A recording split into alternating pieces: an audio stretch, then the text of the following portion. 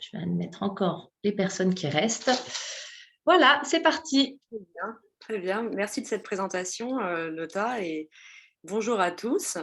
Je remercie à nouveau l'Institut Confucius de la Neoma Business School de me donner l'occasion de présenter ce cycle de 4 conférences sur l'histoire de Tianjin que nous avons entamé il y a 2 semaines. Et je vous remercie également, chers participants, d'être à nouveau au rendez-vous pour suivre ce deuxième volet. Alors, comme Lothar l'a dit, lors de la première conférence, nous avons retracé les principales étapes de l'histoire de la présence étrangère à Tianjin durant un peu moins d'un siècle. Et aujourd'hui, nous allons nous intéresser à une période beaucoup plus courte qui correspond à la révolte des Boxers et à ses conséquences à Tianjin. Alors, la révolte des Boxers constitue un épisode particulièrement traumatisant de l'histoire contemporaine chinoise. C'est une véritable page noire qui est marquée par un déchaînement de violence conduisant à la défaite, sans doute la défaite la plus cinglante jamais infligée à la dynastie Qing, hein, donc la dernière dynastie chinoise, puisque cette dynastie se trouve seule face à une coalition de 8 pays, en fait même plus de pays, puisqu'on a aussi des troupes coloniales qui sont présentes, on a des tirailleurs sénégalais, annamites, et également des contingents sikhs, hein, donc venant d'Inde, aussi des soldats australiens, hein, du fait de la mobilisation des troupes des pays du Commonwealth. Donc c'est sans doute l'un des seuls cas dans l'histoire où on a une telle alliance qui vise un seul pays, hein. Donc c'est pourquoi cette révolte, elle marque aussi le paroxysme de l'agression et de l'occupation étrangère du pays. Et comme lors de la Seconde Guerre de l'opium, que nous avons évoquée il y a 15 jours, Tianjin, la ville de Tianjin, se trouve aux premières loges de cet événement. Elle est l'un des principaux théâtres des affrontements, et elle est aussi la ville qui en subit les plus lourdes conséquences. On se demandera donc tout au long de cette conférence en quoi cette révolte, hein, la révolte des Boxers, a marqué un tournant majeur dans l'histoire de Tianjin et a laissé une empreinte durable dans la ville. Alors on présentera d'abord le contexte, le déroulement et les principales conséquences de la révolte des Boxers. Alors on va centrer notre réflexion essentiellement sur le théâtre de Tianjin, hein, puisque c'est la ville qui nous intéresse. Et parmi les conséquences de cette révolte, on s'intéressera plus précisément à l'établissement du gouvernement provisoire international dans la ville, à son fonctionnement, son action et son héritage. Alors d'abord, concernant cette fameuse révolte des Boxers. Alors pour comprendre cette révolte, il faut d'abord rappeler la situation politique particulièrement instable de l'époque, hein. Et afin de mieux saisir les raisons de cette crise politique, il nous faut remonter quelques décennies en arrière. Alors, après les guerres de l'opium que l'on a évoquées précédemment, qui constituent on peut dire, le premier traumatisme pour la Chine, une partie des lettrés chinois prend conscience de l'infériorité, la faiblesse militaire, industrielle, technologique du pays et de la nécessité, même on peut dire l'impératif, de modernisation. Donc dès la fin de la première guerre de l'opium, donc qui s'est étalé de 1839 jusqu'à 1842, certains proposent déjà des mesures pour moderniser le pays. Ils proposent la création de lignes de chemin de fer, d'usines, d'entreprises minières, de banques, également l'encouragement d'études scientifiques, techniques. Mais la véritable prise de conscience, elle intervient surtout après la seconde guerre de l'opium, je vous rappelle, donc de 1856 à 1860.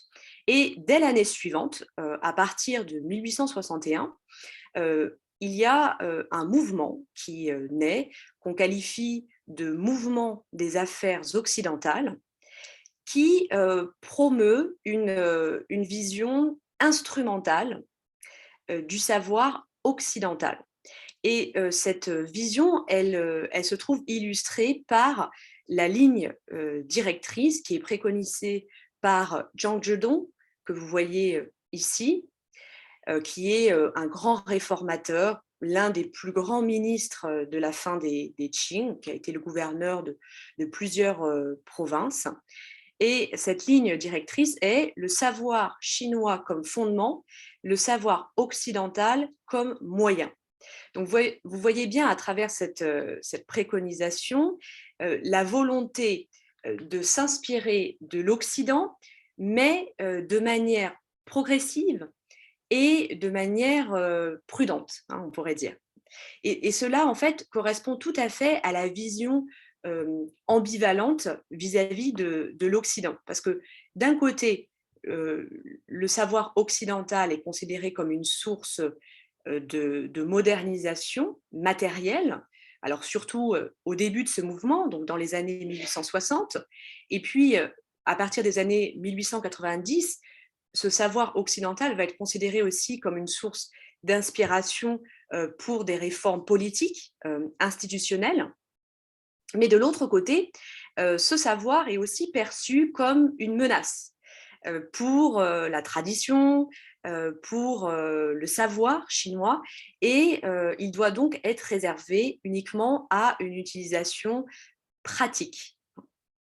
Alors ce mouvement, il a pour objectif un auto-renforcement du pays et un enrichissement à travers une progression vers la modernité. Et cette progression vers la modernité, elle est envisagée selon une conception du temps linéaire et non plus une conception du temps circulaire, c'est-à-dire l'idée d'une culture chinoise immuable. Et cette conception du temps circulaire, cyclique, elle est héritée du confucianisme. C'est quelque chose de très important. Vous voyez, quand on passe de cette conception du temps cyclique à une conception du temps linéaire, c'est vraiment un bouleversement très important pour la société chinoise. Pourquoi ? Parce que le confucianisme, c'est une pensée qui est plutôt tournée vers le passé. En fait, Confucius a vécu à une période qui s'appelle la période des royaumes combattants, qui a été une période particulièrement agitée. Et sa pensée, hein, le confucianisme, prône un retour à l'âge d'or de la dynastie précédente, hein, qui était la dynastie des Zhou. Donc, on a cette conception toujours de retour, hein, cette conception circulaire, cyclique, et Confucius prône le maintien d'une société ordonnée, avec le respect des aînés, le respect de la hiérarchie. Et donc cette idée d'une remise en cause radicale de la hiérarchie et cette idée de progression linéaire, une vision progressiste, comme elles se sont développées en Europe, elles ne rentrent pas du tout dans ce schéma de pensée du confucianisme. Et c'est vraiment une différence de conception fondamentale qui explique d'ailleurs en partie les différences de développement entre la Chine et l'Europe. Et sur cette question, je fais une petite parenthèse, il est intéressant de se référer à cet ouvrage majeur de l'historien Kenneth Pomeranz, intitulé Une grande divergence. Alors, c'est un ouvrage qui a été publié en 2000 et qui a été traduit en français en 2010. Et dans cet ouvrage, il analyse les causes de l'écart économique qui s'est creusé entre la Chine et l'Europe à partir du 19e siècle. Puisque vers 1800, les économies chinoises et européennes ne diffèrent pas profondément. Elles sont à un stade de développement comparable. La Chine est au moins aussi riche et prospère. Elle possède même des technologies plus avancées que l'Europe dans certains domaines, notamment dans le domaine de l'irrigation, des hauts fourneaux, des métiers textiles. Mais l'idée majeure de Pomerance, pour expliquer cet écart qui va se creuser au 19e siècle, ce qu'il qualifie de divergence, en fait, il renverse le raisonnement habituel qui considère que la Chine a manqué le tournant de la révolution agraire et industrielle. Vous savez, on dit souvent que la Chine a raté le train de la modernisation. Et en réalité, pour Pomerance, ce sont les pays européens qui, en étant guidés par cette conception d'une progression linéaire, le progrès ascendant, ils sont sortis de la voie ordinaire de leur structure économique et ils ont connu une croissance exceptionnelle qui a été permise par le contexte local et international. Le contexte local parce qu'on a découvert des gisements de charbon à proximité des centres industriels, on a pu exploiter les mines de charbon, et puis le contexte international qui est lié à la colonisation. Parce que la colonisation a permis d'avoir une réserve de terre, notamment en Amérique du Nord, on a pu cultiver, par exemple, le coton. Or, la Chine ne disposait pas de ces périphéries comparables à l'Amérique du Nord. Et la Chine, elle est restée au 19e siècle dans son schéma cyclique traditionnel, dans une certaine fermeture vis-à-vis de l'étranger, ce qui n'a pas créé les conditions d'une révolution agraire et industrielle telle qu'on a pu la connaître en Europe. Alors, pour revenir à notre mouvement des affaires occidentales, le gouvernement va créer dès 1861 un bureau chargé des relations extérieures. Alors, c'est l'équivalent du ministère des Affaires étrangères. Et ce bureau, il va être maintenu jusqu'à la révolte des Boxers. Ensuite, on va créer un véritable ministère des Affaires étrangères. Et puis, dès l'année suivante, en 1862, on établit à Pékin un collège des langues et études étrangères ou de traduction. Alors, c'est un collège qui emploie des professeurs étrangers et l'objectif est de former des officiels, des lettrés chinois aux langues étrangères.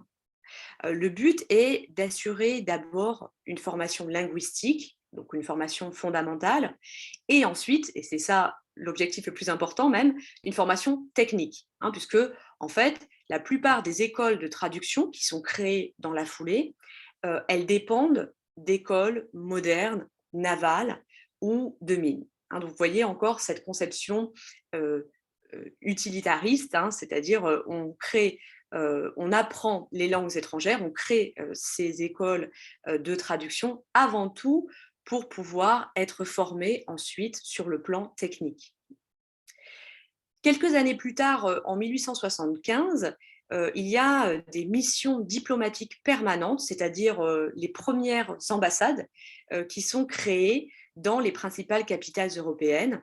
Donc là, la Chine s'insère progressivement dans l'ordre international. Et on a un mouvement, avec ce mouvement des affaires occidentales, on a un mouvement comparable à ce qui s'est passé au Japon quelques années auparavant, sous l'ère Meiji. La Chine donc, fait appel à l'assistance scientifique et technique des Occidentaux pour constituer une armée, une flotte et une industrie moderne. Alors malheureusement, ce mouvement de modernisation qui est d'abord bien contrôlé et graduel, il s'avère insuffisant étant donné le contexte diplomatique agité, puisque la fin du 19e siècle est marquée par des revendications territorial croissant de la part des pouvoirs impérialistes étrangers, ce qui va conduire la Chine à mener 2 guerres.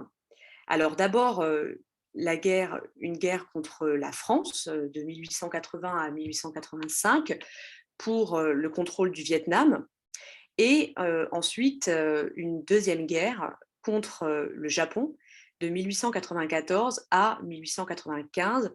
Cette fois, c'est à propos de la Corée qui était jusqu'alors un État vassal de la Chine.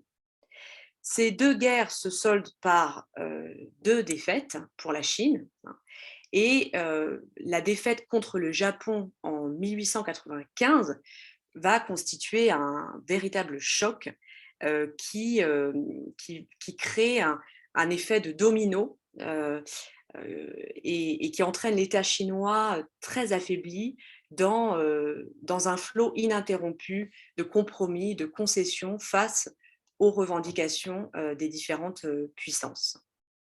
Et puis, cette défaite, elle marque la fin et l'échec du mouvement d'auto-renforcement que l'on vient d'évoquer.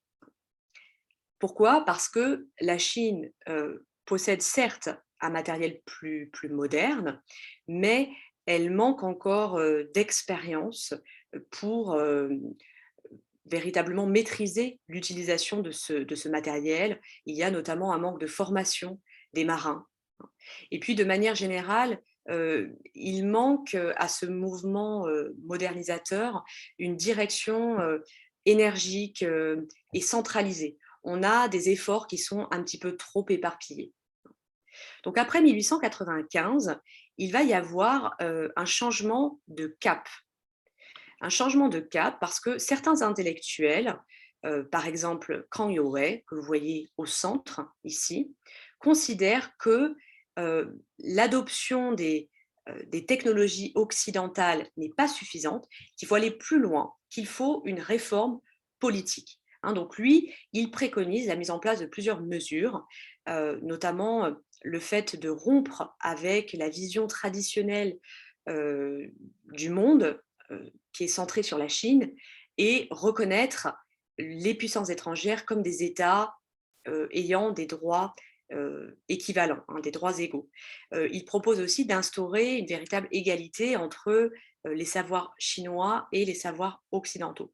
Et surtout, ce qui est particulièrement novateur, il propose de mettre en place une monarchie constitutionnelle.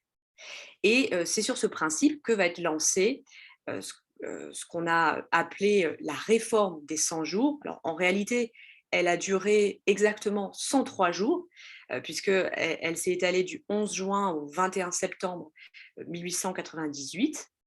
Elle est soutenue par l'empereur Guangxu, mais ce programme de réforme, qui est particulièrement ambitieux pour l'époque, il effraie, il fait peur aux ultra-conservateurs et même à la partie plus modérée des réformateurs qui le trouvent trop radical.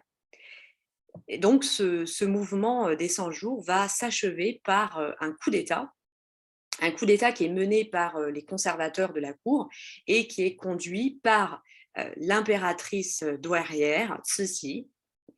L'empereur Guangxu va être arrêté, il est déclaré inapte à régner et il va être enfermé dans un pavillon de la cité interdite jusqu'à sa mort.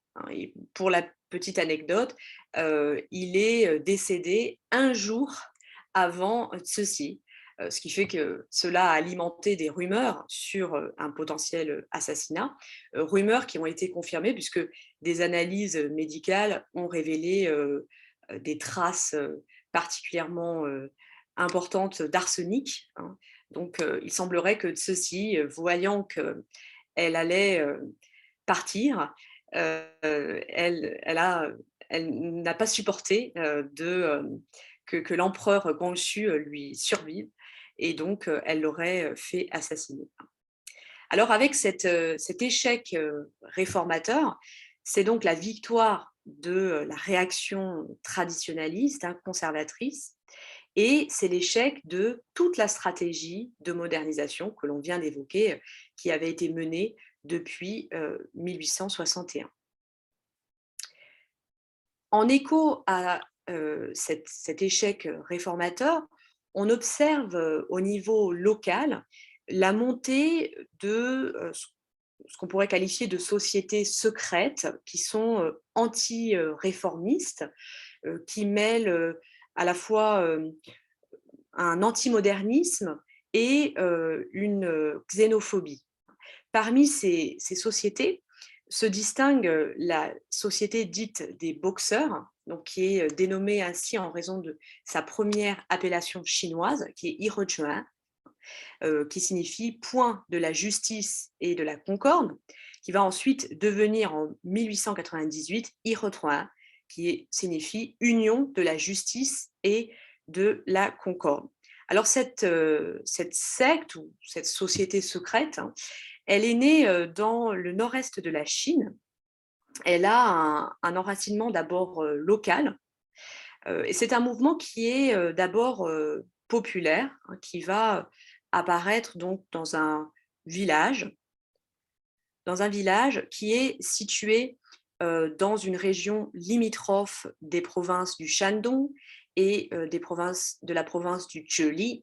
Alors la province du Zhejiang, c'est une province qui n'existe plus aujourd'hui. C'était une très vaste province qui incluait la ville de Pékin, Tianjin et la province du Hebei actuelle. Donc, ce mouvement apparaît, vous voyez, dans cette zone limitrophe, hein, entre les deux provinces. Et sa radicalisation, elle est due à de multiples causes.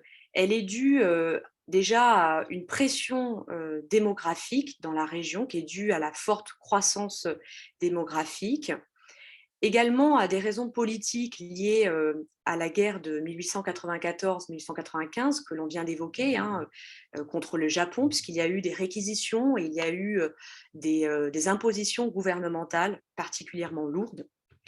Elle est due aussi à des facteurs naturels, puisqu'il y a des inondations à cette époque qui sont provoquées par le fleuve Jaune, hein, donc notamment en 1898, ce qui entraîne un état de très grande pauvreté qui devient le ferment d'une révolte sociale. Qui dit état de pauvreté dit recherche de responsables.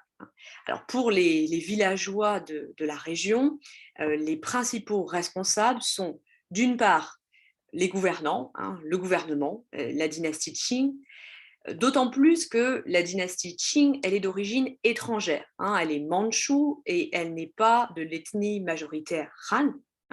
Donc certains la considèrent comme illégitime. D'où les premiers slogans qui sont lancés par les boxeurs. Hein. Le premier slogan est « Renversons les Qing et restaurons les Ming ». Ming, c'est la dynastie qui a précédé, hein, celle des Qing. Et puis, cette colère, elle est dirigée d'autre part contre les étrangers qui sont menacés d'extermination. Plus précisément les missionnaires, qui sont des cibles plus faciles, et elle est dirigée également contre les Chinois que les missionnaires ont convertis. Alors les premiers leaders de ce mouvement, ils sont à l'image de la plupart des membres des boxeurs, d'origine modeste et rurale. L'un des premiers leaders est Yan Shuqian. Alors lui, il va mener de premières actions armées contre les chrétiens dès 1887, parce qu'il s'oppose à la construction d'une église. Et c'est quelqu'un qui pratique les arts martiaux, parce qu'à l'époque, les arts martiaux jouent un rôle assez important dans la défense de certains villages. Et puis, un autre leader qui est sans doute le plus connu, que vous voyez ici, hein, est Zhao Sanduo. Alors, lui aussi est maître d'un art martial, bon, une sorte de boxe, hein, et il s'allie avec Yan Shuqian pour fonder ce fameux mouvement des points de la justice et de la concorde, dont ils vont ensuite changer le nom en Union de la justice et de la concorde en 1898. Alors, le mouvement progresse petit à petit, hein, il recrute parmi les plus défavorisés. Alors, ce sont des paysans sans terre, ce sont des petits commerçants, des artisans qui sont ruinés, hein. Et ils parviennent à réunir en 1897 déjà plus de 3000 personnes. Le mouvement va commencer à passer à l'action dans le Shandong avec le meurtre de 2 missionnaires allemands le 1er novembre 1897.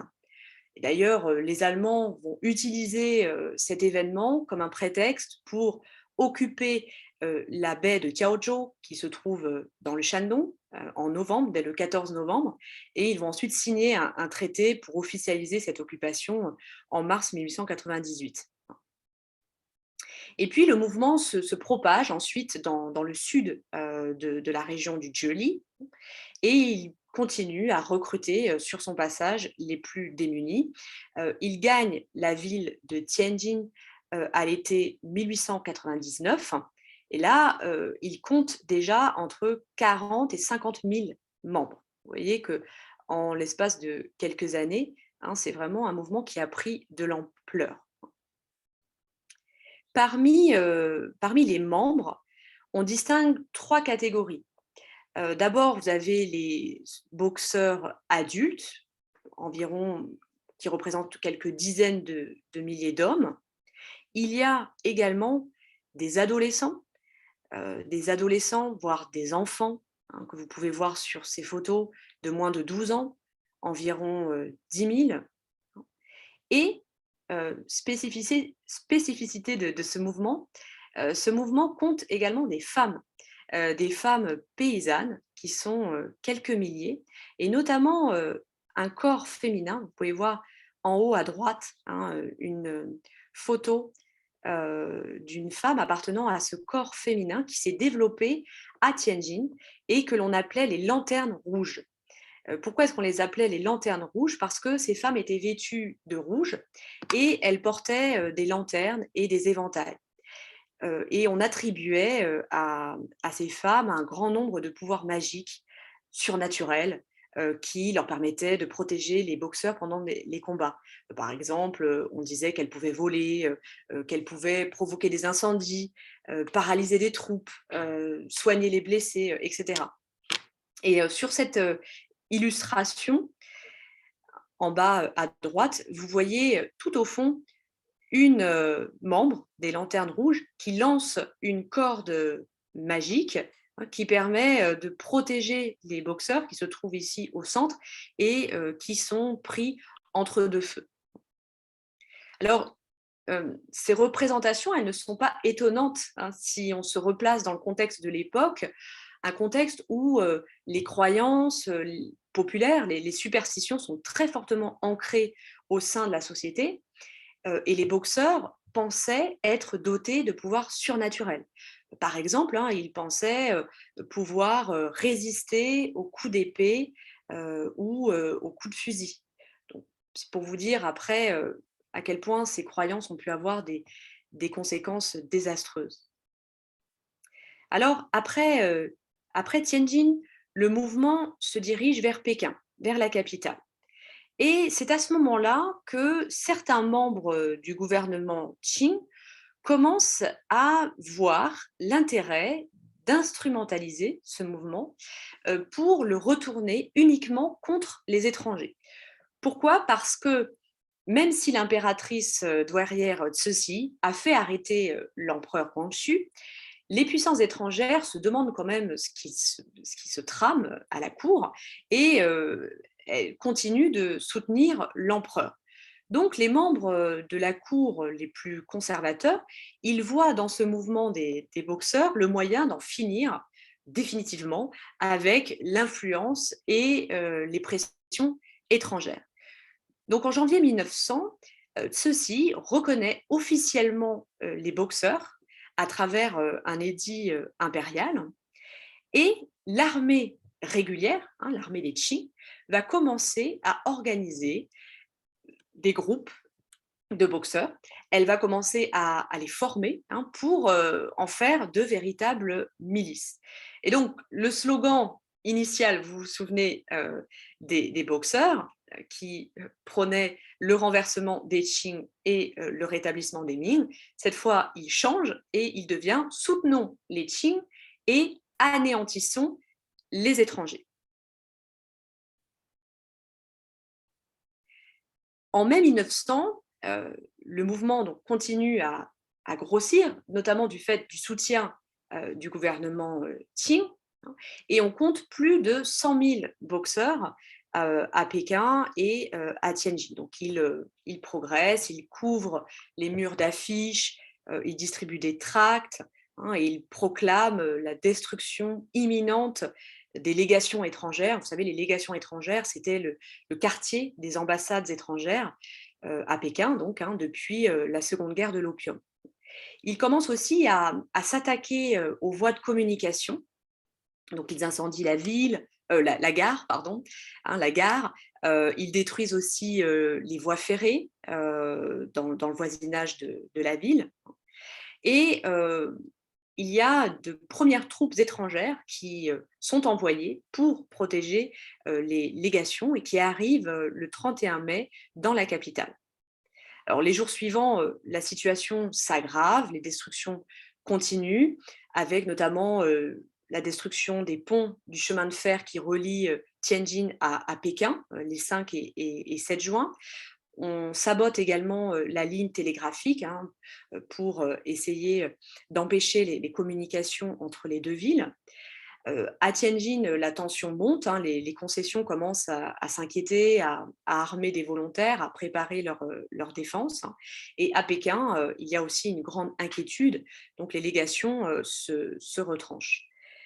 Alors pour soutenir les premières troupes qui sont arrivées à Pékin le 31 mai et qui se trouvent rapidement débordées, il y a une première tentative de sauvetage qui part de Tianjin, une première tentative de sauvetage donc des légations, puisque c'est à Tianjin qu'on va constituer un corps expéditionnaire qui est placé sous les ordres d'un vice-amiral britannique qui part donc avec environ 2500 hommes de différentes nationalités.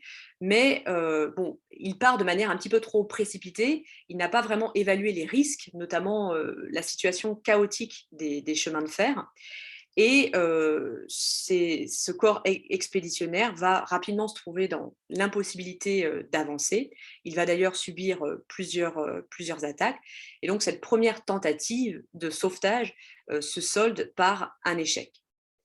Pendant ce temps, les tensions commencent à s'exacerber dans la capitale, avec d'abord le meurtre du chancelier de la légation japonaise, le 10 juin, puis 10 jours plus tard, le 20 juin, l'assassinat du baron von Kettler, qui est le chef de la légation allemande à Pékin. Et c'est cet événement qui va déclencher le siège des légations, qui est resté dans la postérité comme les 55 jours de Pékin. Donc, vous voyez ici une illustration de cet assassinat qui a marqué un tournant à Pékin. Parallèlement, à Tianjin, on a une coalition de 8 nations. Alors ici, sur cette photo, vous pouvez voir 7 des soldats de 7 des 8 nations alliées.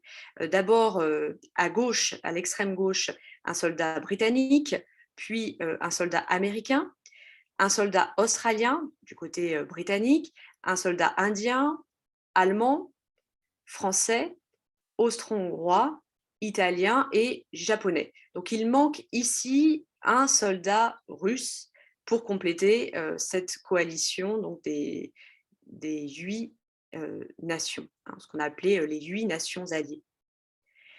Dans la région de Tianjin, les troupes étrangères s'emploient à essayer de sécuriser les zones de débarquement. Elles vont notamment prendre les forts de Taagou les 16 et 17 juin. Elles détruisent l'arsenal chinois. Vous vous souvenez, hein, les forts de Taagou, on en avait déjà parlé lors de la précédente conférence. On avait dit que ces forts avaient été l'un des théâtres de la Seconde Guerre de l'opium. Donc, à nouveau, ils sont le théâtre des affrontements durant cette révolte des boxeurs. Donc, les étrangers prennent ces forts, mais cela n'arrête pas la progression des boxeurs qui vont faire éclater des incendies dans la ville chinoise et bombarder les concessions quelques jours plus tard. Alors, parmi les concessions étrangères, c'est la concession française qui a été la plus touchée en raison de sa proximité avec la ville chinoise. Il y a un certain nombre de victimes, plus de 300 victimes, militaires comme civiles, et un certain nombre de destructions aussi de maisons par les boxeurs et l'armée des Qing, puisque les deux sont alliés, combattent ensemble. Et cela va entraîner un exode des Français dans la concession britannique qui se trouve au sud. Alors, dans les jours suivants, les combats, les bombardements se succèdent et ils ne s'interrompent que suite à l'arrivée de nouveaux renforts. 2 jours plus tard, donc le 27 juin, les troupes russes, britanniques et allemandes vont attaquer l'arsenal qui se trouve à l'est de Tianjin, que vous pouvez voir ici. Vous voyez, vous avez la ville chinoise au nord et l'arsenal de l'Est, qui se trouve donc au sud-est de la ville. Et donc les troupes s'emparent de cet arsenal. On a une succession d'affrontements qui aboutissent à la bataille de Tianjin le 13 juillet, à l'issue de laquelle les soldats étrangers parviennent à prendre la ville chinoise. Et là, c'est un épisode qui est vraiment déterminant, non seulement pour la défense de Tianjin, puisque à partir de ce moment-là, quand les étrangers prennent la ville chinoise, les autorités locales fuient la ville, mais c'est un épisode qui est très important aussi pour Pékin, notamment pour les légations de Pékin qui attendent les renforts étrangers pour être libérés de leur siège. Et la marche sur la capitale, qui est enclenchée à partir du début du mois d'août, elle est organisée de Tianjin. Et elle aboutit le 14 août à la libération des légations. Donc, vous voyez, c'est à partir de Tianjin, qui a été vraiment l'épicentre, on peut dire, du conflit, que s'est effondré le mouvement des boxeurs. Et pourtant, ironie de l'histoire, c'est vrai que quand on pense à la révolte des boxeurs, on pense souvent au siège des délégations, mais on ne pense jamais à Tianjin, qui a pourtant autant souffert que les légations assiégées. C'est un peu, on peut dire, c'est Pékin qui a récolté toute la gloire.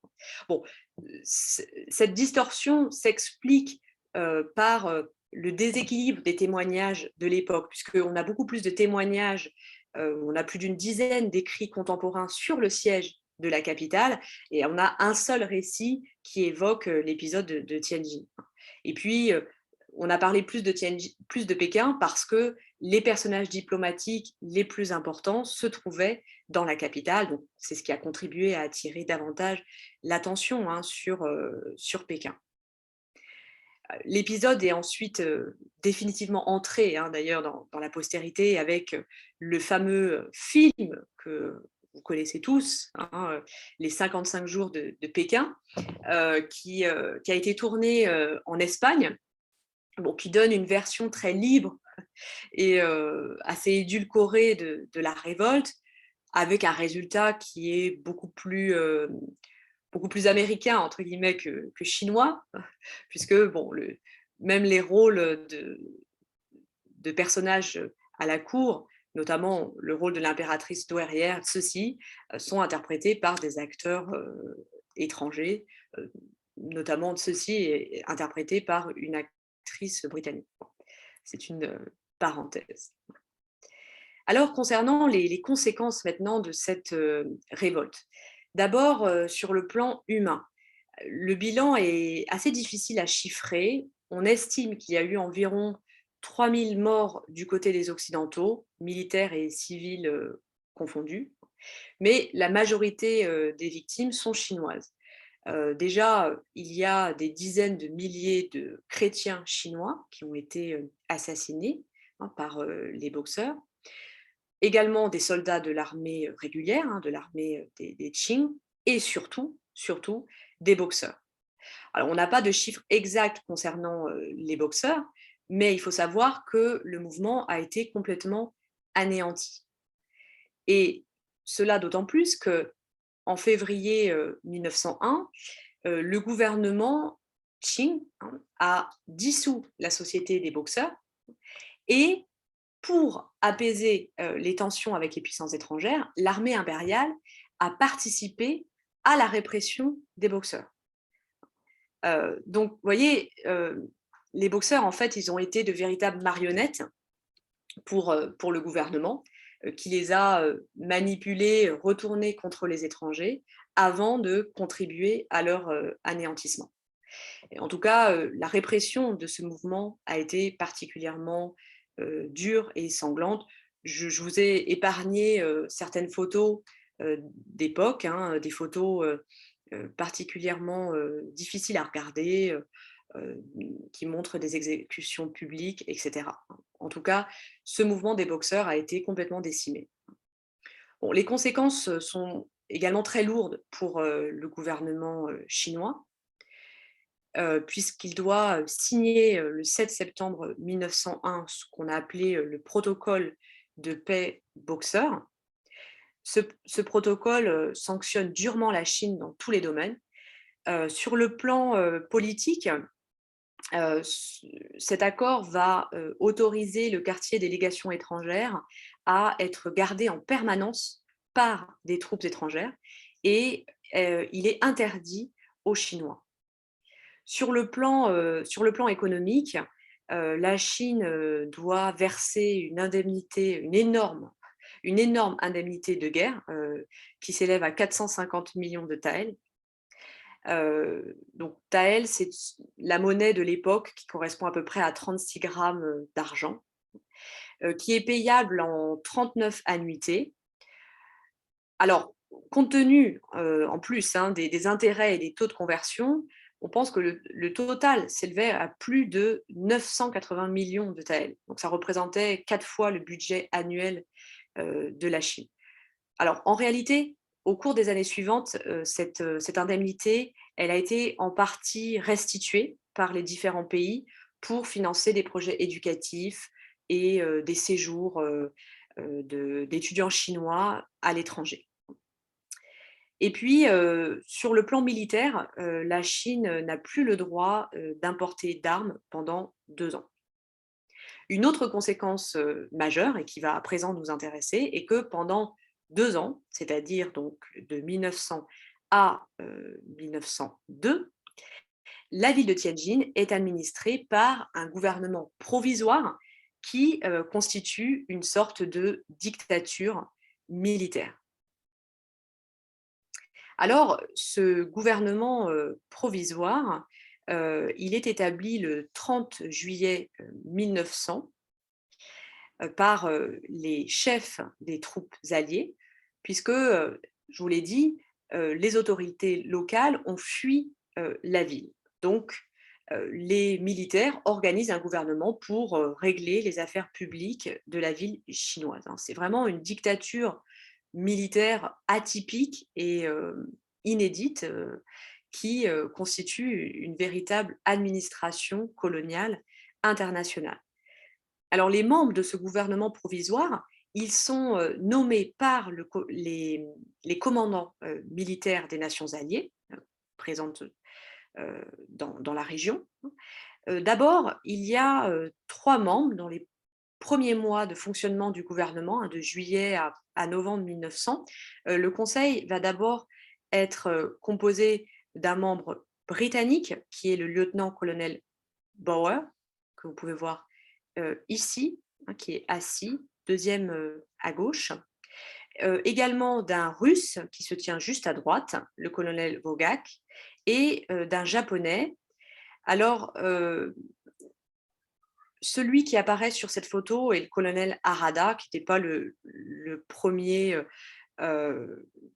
membre, qui était le lieutenant-colonel Aoki. Mais donc, ce sont les 3 premiers membres, comme britanniques, russes et japonais. Et puis, à partir de novembre, à partir du 14 novembre, ils sont rejoints par d'autres membres, un Allemand qui se trouve ici debout au centre, qui est donc le major von Falkenhayn, un Français qui est assis ici à gauche, le lieutenant-colonel Arlabos, et un Américain, le major Foote, qui se trouve à côté donc du Russe. Et enfin, en 1901, un an plus tard, en avril 1901, un Italien va être nommé membre de service. Donc, c'est celui qui se trouve ici à droite, qui est debout à droite. Alors, le siège de ce gouvernement, il est établi à l'intérieur du Yamen, c'est-à-dire Yamen, c'était les résidences officielles des fonctionnaires impériaux.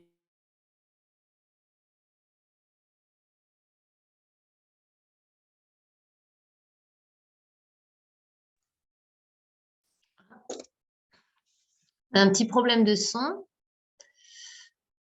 Alors, je vais contacter Fleur pour qu'elle se reconnecte peut-être. Parce que... Très bien, très bien. Bon, bah, je vais reprendre. Donc, je disais simplement que ce gouvernement provisoire, il a été établi donc, au nord de la Chine, dans l'ancienne résidence du gouverneur du Choli. Et ce gouvernement se réunissait quasiment quotidiennement. La langue officielle était le français. Et on a toutes les séances en fait, de réunion de ce conseil qui ont été retranscrites par le chef de secrétariat. D'ailleurs, on le voit sur cette photo, il est debout à gauche, Charles Denby Jr. Et il a retranscrit donc, toutes ces réunions dans des procès-verbaux qui permettent, c'est vraiment une mine d'informations pour l'historien, qui permettent d'avoir un aperçu donc, détaillé des activités de ce gouvernement. Et ces procès-verbaux, ils sont d'ailleurs consultables. Vous pouvez les consulter si vous le souhaitez, si vous êtes intéressé par cet épisode historique. Vous pouvez les consulter à Vincennes, au service historique de l'état-major de l'armée de terre. On a vraiment l'intégralité de ces procès-verbaux. Alors, la juridiction de ce gouvernement, elle s'étend sur toute la ville de Tianjin et sur les territoires environnants. Alors, à l'exception des concessions étrangères, de certaines voies de communication, et puis des institutions militaires qui sont déjà occupées par les troupes étrangères. C'est un véritable gouvernement international qui va exercer des droits de police, qui va aussi avoir un pouvoir judiciaire qui lui confère une forme d'autorité, une autorité même tutélaire vis-à-vis des commandants des troupes alliées et vis-à-vis des consuls étrangers. Sous l'action de ce gouvernement, la ville de Tianjin va connaître de profonds bouleversements. Il faut savoir que Tianjin a été l'une des villes les plus dévastées par la révolte des Boxers. Vous avez vu tout à l'heure les photos, notamment de la concession française, mais la ville chinoise a aussi été profondément atteinte par les incendies, les bombardements. Et on estime qu'un tiers de la ville a été complètement détruit.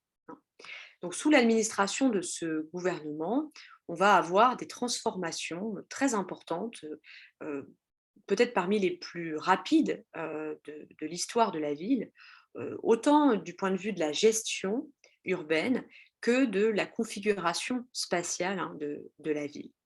Alors, dès sa mise en place, ce gouvernement provisoire, il va se fixer 5 missions prioritaires. D'abord, évidemment, rétablir l'ordre et la sécurité. Ensuite, prendre des mesures sanitaires pour éviter la propagation de maladies. Troisième mission, faciliter le stationnement des troupes alliées. Bon, il y a toujours des préoccupations militaires qui sont prépondérantes pour ce gouvernement. Quatrièmement, dresser l'inventaire et préserver les propriétés mobilières et immobilières qui appartiennent au gouvernement chinois et à des particuliers qui ont fui la ville. L'idée, c'est de pouvoir dresser l'inventaire pour préserver ces propriétés. Et puis, dernier point, prendre des mesures pour prévenir tout risque de famine. Ce gouvernement provisoire, donc, il va bouleverser la vie, mais aussi l'apparence même de la ville sur une très courte période. En fait, il gère la ville notamment grâce à l'argent des impôts, puisqu'il va collecter les impôts à la place des autorités locales, et de ce fait, il va pouvoir entreprendre un certain nombre de... Notamment, parmi les principales actions menées, ce gouvernement va détruire les murs, puisque la ville chinoise était, ce sont les constructions typiques chinoises, traditionnelles, les villes étaient entourées de murs. Le gouvernement va détruire ces murs pour essayer de donner un peu plus d'air, de lumière, pour faciliter le transport aussi, également pour des raisons sanitaires. Il va installer aussi des égouts souterrains. Il va prendre un certain nombre de mesures dans le domaine fluvial en rectifiant notamment le cours du fleuve Raira. Vous vous souvenez, lors de la première conférence, je vous avais dit que ce fleuve, c'est le principal fleuve qui traverse la ville. Et l'objectif de cette rectification du cours du fleuve, c'est de le rendre plus navigable et de permettre la circulation de plus gros navires. Les quais aussi vont être aménagés le long du fleuve. Et enfin, il va aussi entreprendre la construction d'un premier pont international, alors que vous voyez ici, au premier plan. Au deuxième plan, vous voyez un autre pont dont on parlera lors d'une prochaine conférence, qui lui a été construit beaucoup plus tard, en 1927. Mais ici, le pont qui nous intéresse, c'est ce pont qu'on aperçoit au premier plan, qui a été construit de 1902 à 1904 par une entreprise française, d'ailleurs, la compagnie Fivelines.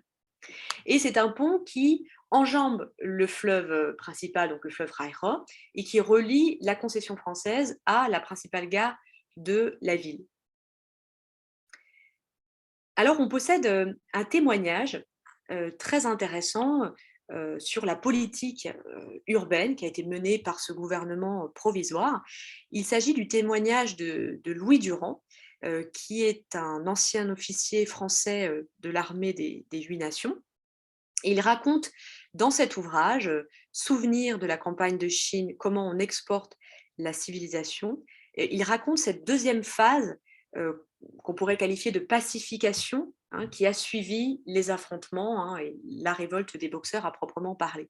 Bon, c'est un témoignage qui a été rédigé 37 ans après les événements, donc qui comporte un certain nombre de déformations, d'inexactitudes, mais il donne des détails précis sur la vie quotidienne de l'armée, sur les rapports des soldats entre des soldats donc de différentes nationalités. Et il évoque aussi la formation d'une police internationale dont il a fait partie. En fait, lui, il était en charge de la section française de cette police. Alors ici, vous pouvez voir une photo des officiers de cette police internationale. Et Louis Durand apparaît à l'extrême droite. Il est assis. Donc le gouvernement provisoire a mis en place 2 systèmes de police. Il a mis en place cette police internationale, qui est constituée par des soldats des contingents des Nations alliées, et il met en place aussi une police chinoise qui est encadrée par des officiers britanniques ou des caporaux indiens, comme vous pouvez le voir ici sur cette photo. Cette police est très importante parce que c'est l'une des premières polices modernes, entre guillemets, de Chine, en matière de formation, en matière d'équipement et de responsabilité. En fait, avant, à Tianjin, on n'avait pas de système de police unifié et centralisé. Mais bon, comme son nom l'indique, ce gouvernement provisoire, il devait être provisoire, hein, et d'ailleurs, il n'a jamais eu l'ambition de s'inscrire dans la durée. Quand on lit les procès-verbaux qui relatent donc ces réunions quasi quotidiennes, on voit bien, hein, on insiste bien dans ces procès-verbaux sur la nature temporaire de cette institution, hein. Et donc, au terme de 2 années d'administration, les membres du Conseil dissolvent le gouvernement provisoire et remettent la juridiction de la ville au gouverneur du Zhejiang, qu'on aperçoit ici, hein, qui est Yuan Shikai, qui reprend donc en main la gestion de la ville. Cette dissolution, elle intervient le 15 août 1902, après de longues négociations qui vont aboutir à un accord qui exige notamment le démantèlement des défenses autour de la capitale, et on va raser les forts de Taagou. Là, c'est la fin définitive, hein, de ces forts qu'on a évoqués à plusieurs reprises, qui avaient été plusieurs fois, hein, le théâtre d'affrontements. Ensuite, cet accord exige le maintien de troupes étrangères dans plusieurs villes de Chine du Nord. Et enfin, l'accord interdit aux troupes chinoises de stationner à moins de 10 kilomètres de la ville de Tianjin. Bon, ensuite, dans les années suivantes, cette interdiction va être progressivement enfreinte et contournée. Donc, petit à petit, l'esprit de cette convention va se perdre. Quelles sont, et je terminerai là-dessus, quelles sont les principales conséquences et l'héritage de cette expérience coloniale éphémère? Déjà, la première conséquence est que la révolte des Boxers, puis la reprise en main de la ville par le gouvernement provisoire, vont entraîner une véritable course à l'expansion territoriale dans la ville de Tianjin.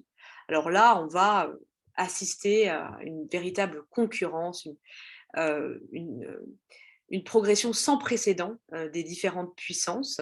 Bon, d'ailleurs, qui n'est pas forcément soutenue par le gouvernement provisoire. Il se trouve un peu dépassé par toutes les revendications qui apparaissent. Lui, il essaie de maintenir un équilibre, mais c'est compliqué puisque les membres du Conseil, ils sont directement impliqués par leur nationalité dans ce jeu, hein, de domino international. Donc on va voir à Tianjin, dès la fin de la révolte, une succession d'autoproclamations, d'extensions par les concessions existantes. On a déjà la concession britannique, allemande, japonaise et française qui vont réclamer des extensions. Et puis, on va assister aussi à la création de nouvelles concessions. On en avait parlé il y a 15 jours, hein, de nouvelles concessions sont créées par les puissances qui ont participé à la répression des Boxers, notamment la Russie, la Belgique, l'Italie et l'Autriche-Hongrie. Dans les documents, hein, diplomatiques de l'époque, on évoque même, hein, pour qualifier cette atmosphère, de droit de conquête. Et vous voyez dans cette caricature, hein, qui date de 1898, vous voyez bien à quel point on a une véritable concurrence qui prévaut après la révolte des Boxers, non seulement dans le pays, mais aussi dans ce microcosme de Tianjin. Alors, en ce qui concerne l'héritage du gouvernement provisoire, à proprement parler, même si ce gouvernement n'a administré la ville que pendant 2 ans, il a quand même laissé une certaine postérité, notamment en ce qui concerne le maintien de l'ordre et la police. Puisque le gouverneur du Zhejiang, Yuan Shikai, qui reprend l'administration de la ville, il va s'appuyer sur le système de police qui avait été créé par le gouvernement provisoire pour fonder la police de Tianjin, donc qui est la première police moderne de la ville. Et d'ailleurs, il y a un certain nombre de conseillers étrangers qui restent à Tianjin pour participer à la réorganisation de la police de la ville. Autre conséquence, en fait, on a dit donc que les officiels chinois avaient fui la ville, mais le gouvernement provisoire se retrouve seul à administrer cette ville qui est somme toute assez complexe, et donc il doit s'appuyer sur certains hommes de confiance qui n'appartiennent pas forcément aux élites locales, mais qui permettent de le tenir informé des préoccupations de la population, et puis qui peuvent servir d'intermédiaires dans la mise en place d'un certain nombre de mesures. Et sous ce régime, on va voir un certain nombre de personnages qui vont connaître une ascension fulgurante. Alors, j'ai choisi ici un exemple qui est sans doute l'exemple le plus emblématique, qui est celui de Yang Yide, qui est un jeune homme qui n'appartient pas à l'élite locale, qui est issu d'une famille modeste, mais qui va apporter au gouvernement provisoire de l'aide dans le maintien de l'ordre. Et il est nommé sous-préfet en 1901. Et ce qui est intéressant, c'est de voir qu'à la fin du gouvernement provisoire, eh bien, cette fin du gouvernement provisoire ne marque pas un coup d'arrêt à sa carrière. Au contraire, il va connaître une ascension fulgurante et va devenir chef de la police de Tianjin dans les années 1910, puis même gouverneur de la province du Jiuli dans les années 20. Ça va être un personnage particulièrement important. Donc vous voyez qu'il y a une certaine continuité entre cette expérience coloniale éphémère du gouvernement provisoire et ensuite la nouvelle administration chinoise qui reprend le contrôle de la ville à partir de 1902. Pour conclure, j'aimerais dire quelques mots sur les enjeux de mémoire associés à cette période, plus précisément sur la portée de la révolte des Boxers. On dit souvent que la révolte des Boxers est un événement charnière dans l'histoire chinoise.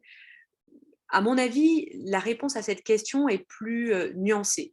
D'un côté, oui, cette révolte a été un tournant important, on l'a dit, dans l'accélération de l'expansionnisme des impérialismes étrangers, et elle a porté un nouveau coup à la dynastie des Qing, mais de l'autre, non, parce que ce mouvement en fait de partage territorial de la Chine, on parle parfois de d'épaissement territorial de la Chine, il était déjà enclenché depuis les années 1880, avec une accélération à la suite de la défaite face au Japon en 1895.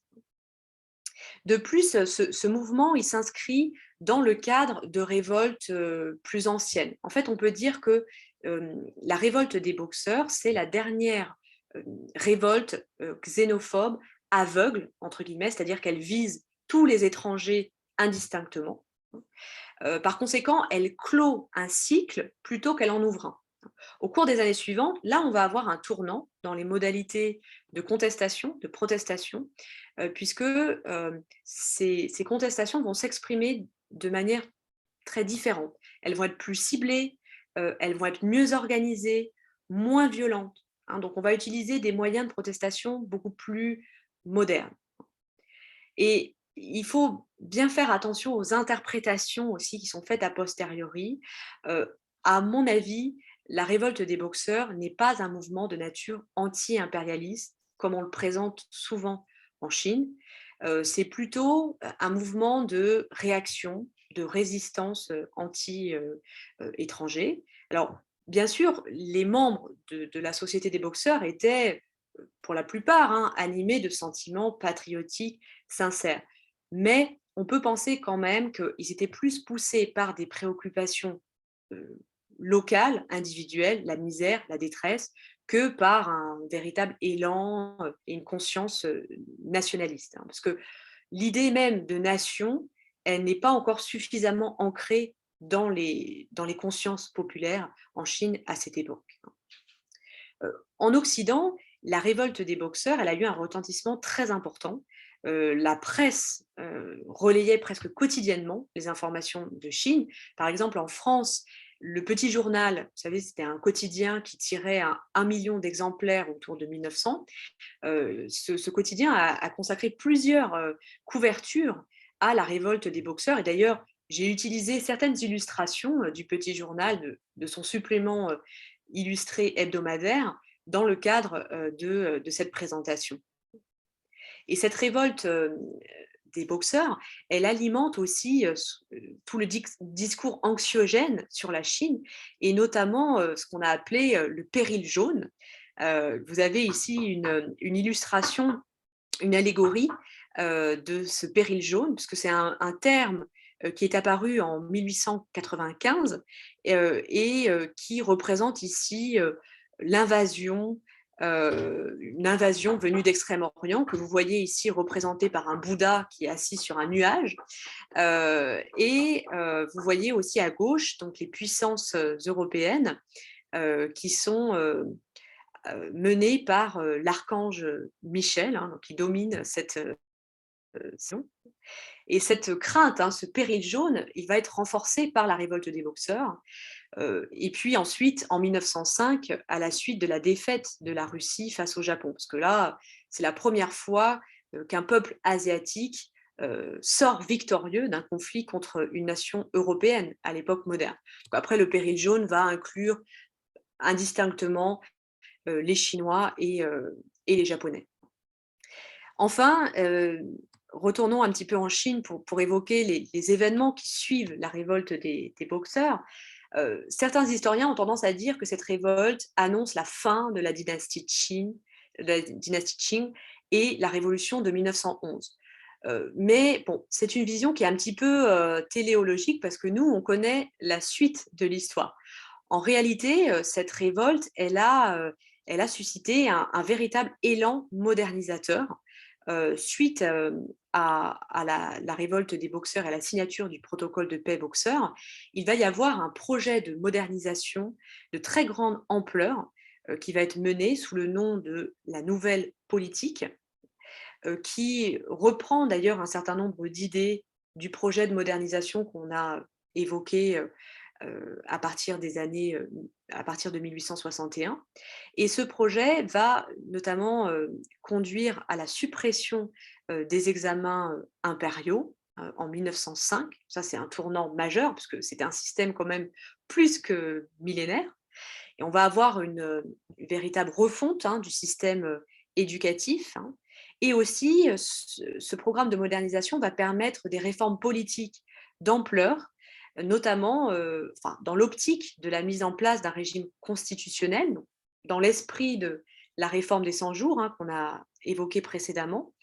Des élections sont organisées en 1909 pour établir un parlement et des assemblées provinciales consultatives.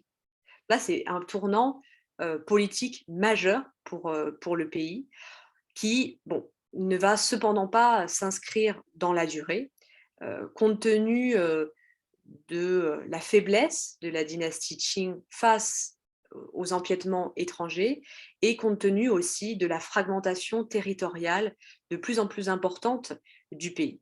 Mais bon, il s'agit là d'une autre histoire, une autre page d'histoire, et je m'arrête ici en ce qui concerne la révolte des boxeurs et le gouvernement provisoire.